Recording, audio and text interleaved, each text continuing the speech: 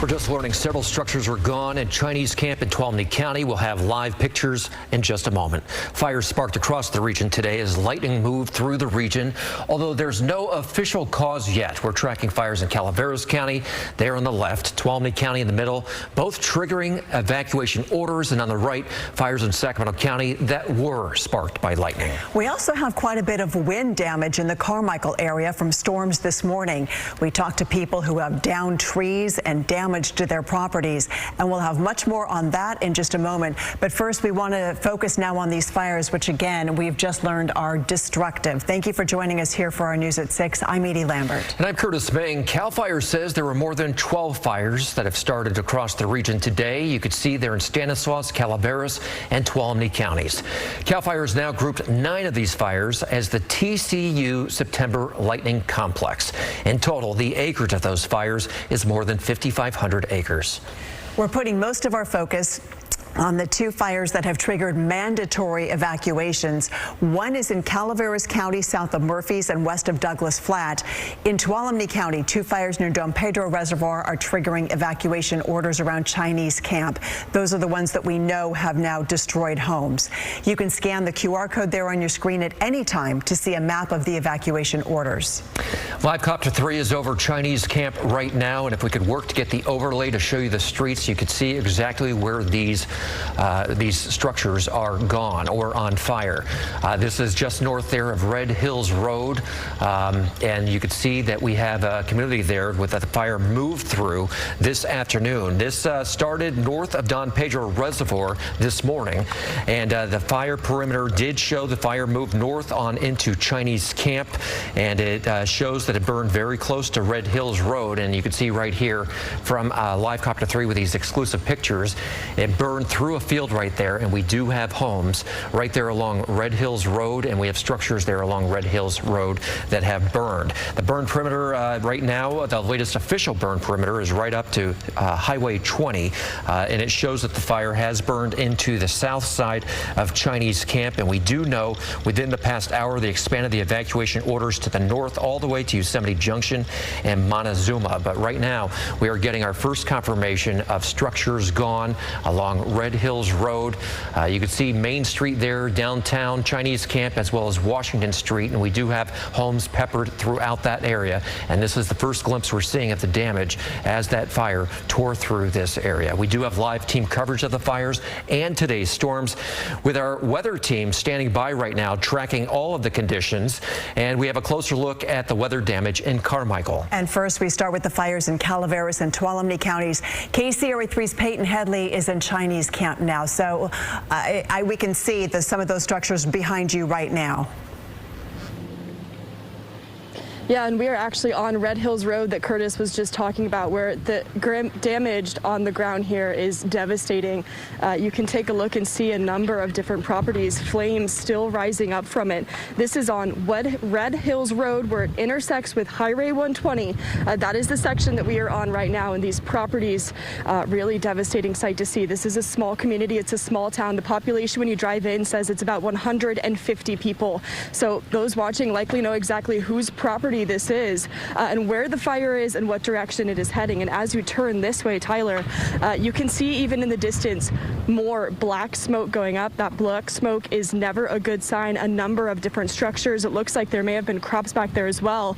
You can also see in the right side some flashing lights from fire crews. So they're standing by here. We saw them in this neighborhood a little bit earlier, and then they took off and moved, it looks like, that direction with the fire. And then if you pan back this way, unfortunately, it is not just this side of the road. The fire jumped from over here, and it has also spread over here as well. You can see a number of different cars, properties that have just been reduced to rubble, and a lot of these flames are still burning. In this section of Red Hills Road here, there are no fire crews, and that's because the fire, of course, it is, whoa, that was a big boom there. Let's turn this way, Tyler. This trailer, within the last 5 minutes here, it had been putting up a lot of smoke, and then let's say within the last 5 minutes here, we started see some flames coming out of it. That explosion, that's where it's coming from. But you can just see the extent of the damage here in this community, on these homes, on these properties. and how much smoke there is in this entire area. There's more homes over here that haven't seen any damage yet. That direction that we're pointing right now, where you can see those flashing lights and some of those fire crews, that is Highway 120. So that is where these homes are off to the right here. This is the United States Postal Office here in Chinese Camp. So this fire is spreading. It's spreading very quickly. We were initially over on Highway 120 not 10 minutes ago, and it had already jumped over Highway 120 and over Highway 49 as well, and burned both sides. And then on the ground here, you can see the power line. A power line has burned and it's come down, so we've been keeping our distance away from that. And then again, as you look at this trailer here, devastating sight for the families that live over there. That is going up. I'm sure you can hear it. Some things exploding in there right now. Cars in that area. You can see some chickens on the ground, some livestock. A lot of people in this area have animals. I'm not sure, Tyler, if you can pan to the bottom of that sign there with the stop sign on it. It looks like not only are there chickens, but there's also chicks as well. So they have gotten out of this area as that trailer has gone up. We've got fire crews coming down the road. But yeah, this fire only continues to spread. It is very, very windy. At 2 p.m., it had been 200 acres, and by 4 p.m., it was over 2,000 acres.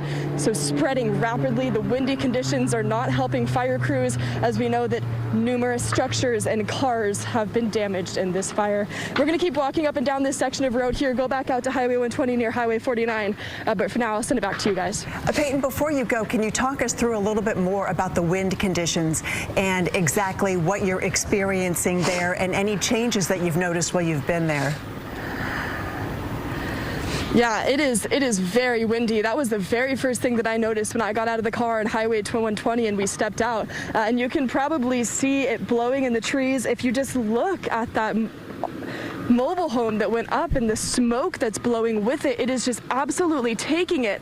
And we've seen so many embers on the ground here. The ground is coated in different spots because, you know, there's pieces that have burned from homes, from trees. There's leaves. It's spreading embers everywhere. And of course, it's not a big town, but it is hitting and impacting a lot of people in this small town just on this road that we're at right here. And of course, that mobile home looks like it is still going up. There are fire crews right there. We've seen their hoses just a little bit earlier, parked right at the intersection of Red Hill Roads and Highway 120.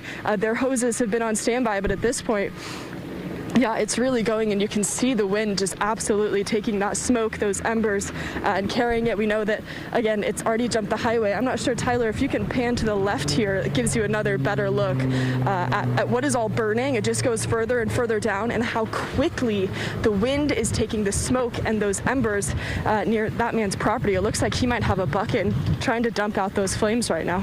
Yeah, there's crews out there looking to assess what structure protection they can do, but clearly for a lot of these homes, it is too late. Back to the loud explosions. I know you've heard at least a couple. We've heard them through your microphone. Are you getting the sense these may be propane tanks or other things that people may have in that area? Yeah, I mean, we can walk a little bit closer. You can see actually right behind, hi sir, you can see right behind this mobile home that's going up right now, a huge propane tank. So hopefully that doesn't go up. We'll keep our distance, but yeah, and just looking all over the property to kind of give you a sense of what is burned, what these families have lost here. This is the home, the property that is right next to the United States Postal Office here on Red Hills Road. That mobile home up in flames. Again, we continue to hear pops. A good assessment that it likely is some of them propane tanks, but other things, maybe ovens and stoves that are inside of that home. Peyton, thank you for safety reasons, and thanks for showing us the propane tank right there within your field of vision. We'll let you get to a safer spot. And we also know that Live Copter 3 also had to back off. We're in the middle of a storm here, right? Yeah, lightning. So we backed up just a little bit, but we've been monitoring Live Copter 3 just off camera, and we've seen several structures on fire. This is right over that area where Peyton was standing, right off of Red Hills Road, right off of Highway Route 120. Chinese Camp is a gold mining town. Dates back to 1849 when the Chinese came and started mining for gold in this area. And the population now is about 100 people. But this, where Peyton was standing, was on the north side of this small community. And this fire came from the south and has essentially burned through the community. And that's why we've seen several structures on fire. Well, and to your point, you know, there are areas of Chinese Camp that are historical sites and other really important parts of California history that are preserved in that area. So really a lot of precious, you know, in addition to the homes that are also precious, a lot of things to be protecting in that area.